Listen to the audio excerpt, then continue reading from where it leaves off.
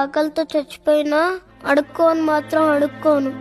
మరి డబ్బులు రావాలంటే ఎలా? అన్నా,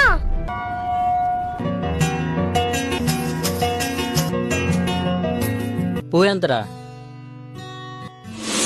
10 రూపాయలు. థ్యాంక్ యూ రా. అయ్యా చిన్నపిల్లడైనా అడుక్కోకుండా ఎంత కష్టపడుతున్నాడు చూడరా రేయ్. మన పని చేసుకోవచ్చు కదా. అక్క, అన్నం ఎంత? 30 రూపాయలు. పప్పు 20 రూపాయలు. 2 కలిపించండి అయితే.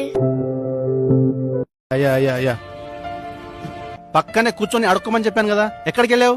మనం అడుక్కోవద్దు నాన్న. అడుక్కపోతే తిండెట్లా వస్తుంది అనుకున్నావు? పూలమ్మే నాన్న. ఇదిగో.